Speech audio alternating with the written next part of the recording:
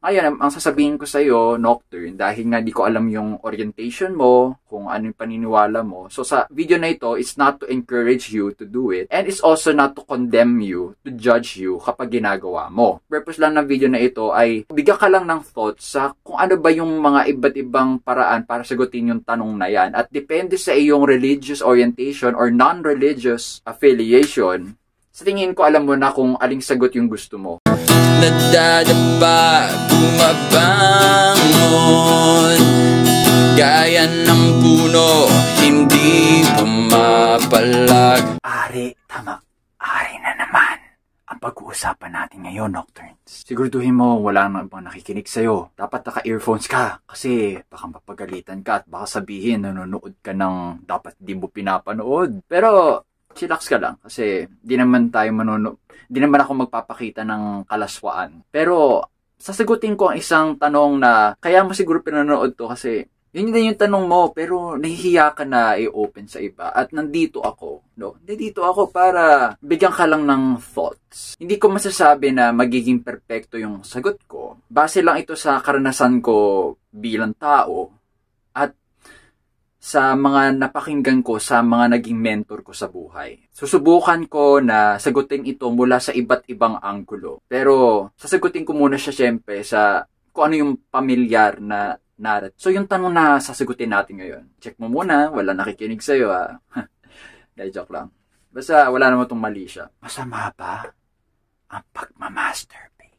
Sige, para sa video na to, itawag natin yung pagpanik sa bundok, ha? Pagpanik sa bundok yung gagamitin yung term, ha? Para hindi ako kung sakali man, hindi ako ma-demonetize dito. Sige. Base sa Kristiyanong perspektibo, hindi, technically wala sa Biblia na masama yung pag-akyat sa bundok. Ang masama, ang talagang tinatamaan dyan yung kalaswaan, yung feeling of lasciviousness. Yung ginagawa mo siya, pumapanik ka ng bundok para maramdaman yung tinatawag na orgasm sa sarili mong paraan. Kaya siya kasalanan, Nocturnes, kasi it goes against the teachings of the Bible regarding lust and sexual purity. Marami, siguro di ko na kailangan mag-cite pa ng Bible verse tungkol dyan kasi marami ka na siguro mahanap through Google alone. Pero bottom line, masama siya kasi number one, okay, ang pag-akyat sa bundok na mag-isa, it contradicts what God teaches about sex, which is meant for two married people. Ibig sabihin, yung sexual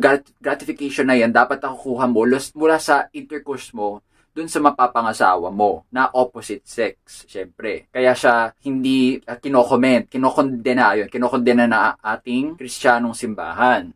Pangalawang dahilan ay dahil makasarili to. Dahil nga, hindi mo kailangan ng tulong sa pag-akyat sa bundok, magagawa mo yan mag-isa, kasalanan din siya kasi self-centered. Yun yung mga na, kung aking, isa-summarize ko yan, no, after how many years of attending church, and lumaki ako sa church myself. Talagang very conservative, no, yung teachings na nakagisnan ko patungkol sa ganyang subject. Sinabi ko hindi magiging perfecto yung sagot ko, kasi binigay ko muna yung familiar na narrative. Ngayon, i-explore naman natin yung sinasabi ng makabagong tradisyon, yung hindi nakadepende sa relihiyon, yung New Age, tawagin natin yung New Age thinking. Okay, ang pag-akyat sa bundok, merong health benefits yan.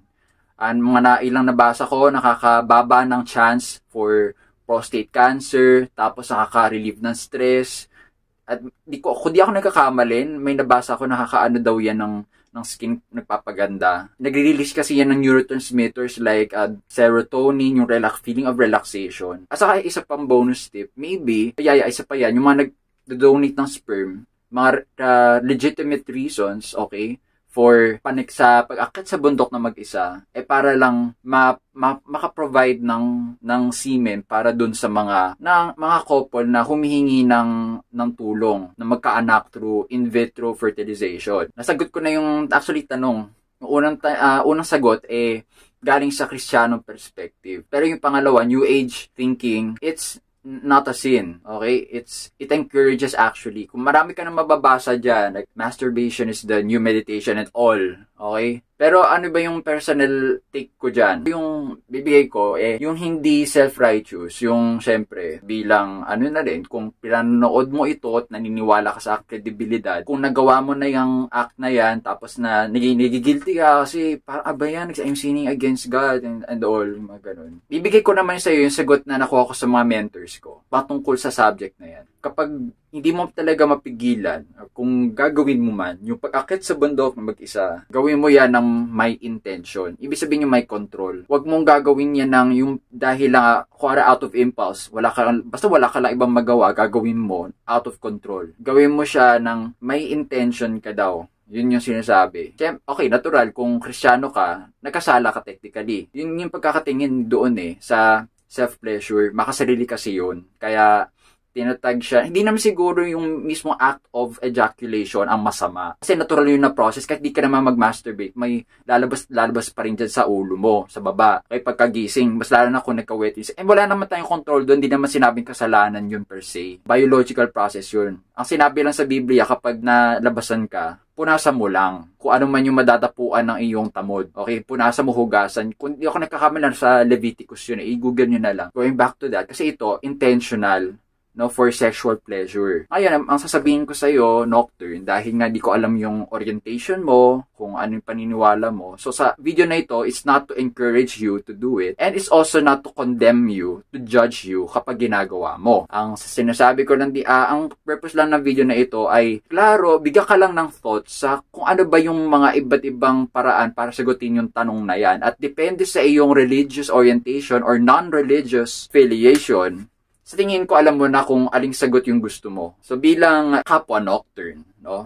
Since this is a guide for those left in the dark, I've just given you a guide. Ngayon, nasa sa'yo naman din yun Choice mo naman yan kung alin yung ipapanalo mo. Kung ipapanalo mo yung pagkakristyano mo, they make every effort to seek alternatives para ma-remedyohan yun yung nararamdamang emptiness inside. Kung ginagawa mo yan kasi ang lungkot-lungkot mo o hindi ka lang basta makatulog and all. Tapos talagang you accept that it's a sin because you're a Christian, then maybe you can seek help. O kung ayaw mo nang masyadong gastos, magsimula ka sa iyong guidance counselor kung estudyante ka pa o kung employee ka, meron ka namang, nowadays yung companies nag-i-invest sa mental health Pwede kang mag-seek ng mga leads sa mga sexual consultations para lang matulungan ka i-process yung nararanasan mo. That is, if you believe ka doon sa unang sagot, yung Christian perspectives. Pag yung sa pangalawa, New Age thinker ka, I think hindi mo naman kailangan ng additional help doon. Basta kung gusto mo yung New Age way of thinking, so be it, ikaw yun Basta ang sagot ko dyan, yung personal kong tugon dyan sa tanong na yan, meron ka pa rin choice. Kahit sabihin, ano man yung perspektibo na meron sa mundo, nasa sayo pa rin yan, Nocturne. Kung gaano mo kadalas gagawin, o kung hindi mo nagagawin, it's just you, your body, and if you believe in God. Pangalawang beses pala nabunot ulit yung Ari, pero ito yung talagang napaisip ako, nahirapan na isagot, pero sana kahit hindi perfecto yung sagot ko, nabigyan naman kita ng kaliwanagan. Yun ang may importante. So, alin doon sa tatlong sagot ang nais mo, yung mala Christian, yung New Age, o yung personal kong sagot, i-comment mo lang sa baba. Tapos kung nagustuhan mo yung video nito, sa tingin mo makakatulong, well, i-like mo lang din at i-share mo sa mga kapwa lalaki na sa tingin na wala talagang sagot, na walang direksyon at wala talagang makausap pagtungkol sa ganitong subject. Kasi ako naniniwala na dapat yung mga ganitong taboo topics, we should break the silence kasi kapag silence itself is complicit, pag di natin ito ina-address, talagang hahanap ang paraan ng mga kabataan, hindi lang kabataan, basta sino man, okay? Kahit nga babae, umakit ng bundok kahit babae, nabasa ko lang elsewhere. Maganda na mapag-usapan to para maiwasan na yon yung mag-experiment pa ng danger, tas mapapahamak din. Mas maganda na inisip na lang, pinag-usapan, kaysa sa ginawa, di ba? So sana itong video na ito, kahit nahirapan talaga ako dito personally, pero sana yung kapal na mukha na meron ako ngayon para sabihin to sa iyo ngayon, I hope it was worth it. Pero you can always let me know to the comments what you feel about, yung aking take sa subject na yan. Yun lamang, hanggang sa susunod na episode, panatilihin ang iyong tikas. Ituon mo na ang ng pansin sa mahalaga, ambisyon mo at hindi ang sa iba. Paano mo maipagtatanggol ang gaya mo kung parati kang